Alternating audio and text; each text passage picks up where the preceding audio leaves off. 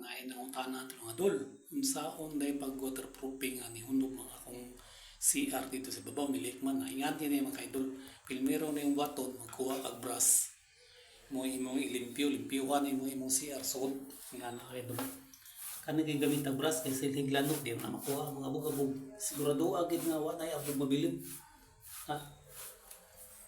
Ikaduha nga proseso nga kaidol kay niya tumulig. Di kalikayan nga naay mga ampaw-ampaw sa mga ni amo adre buhos inyo di at pailan mo block zero iyon sa na-irritats niyo magkuha ka og simento o waterproofing gamay kani gamay lang kay siguro po ni si kuha mo i-mix sa simento kay sigurado gina siya nga gahi di sa bulik no mo irritats siya sa wall no kani wag imo gina siya irritats ay posible nga naagi tubig at pisik ng tubig imo na siya nirtas para dili mo aging tubig dia pero inig pag ikatulo nga preso nga kaidol kuha po gani waterproofing o simento kutaw kag lasaw no ya wis kansa ni tubig ni ay mo to ibagnos nga lasaw nga kuan waterproofing imo ibagnos lasaw kapilo ni manguling nga gikan sa chlorine pa yung dia 30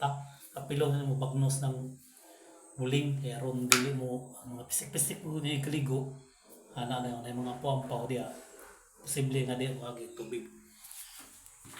Ikaapat nga proseso kay dol pinatong waterproofing na 1 gallon na nakabutang diri nga 1.5 liters na tubig mo imong gamiton diri og masa sa waterproofing masa sa ulang yapon ng semento i-mix nimo wala i-mix wala ni simento i-mix mo mo no man imo na i-apply kay magaugan mo to primero nimong coat nga lasaw nga waterproofing imo i-apply kani gyud imong gamiton nga brush ana imo na i-cross para sigurado kung pilit nga atong waterproofing imo i-cross na ikatulo nga coat mo madali mo coat sa sika first coating third coating pag human ay ikatulo na pwede na punduhan ng tubig. Punduhan mong tubig mga kaidol. Kung asa tuwang level ng tubig, kaya himo nang markingan. Naran yung sa gamit ng marking, borpin ba, lapis ba, so markingan mo. Kaya kung inig-checking nyo pagkabuntag, pagkaugma pa mo i-check na. May bawa na mo huno ba o sa wala, kaya ang katong tubig nilayo siya sa imong marking. No? Pero ayo sa punduhe rin humanimo og waterproofing yan adlaw pati sa mga 2 kadlaw o 3 kadlaw ay no punduhan og tubig.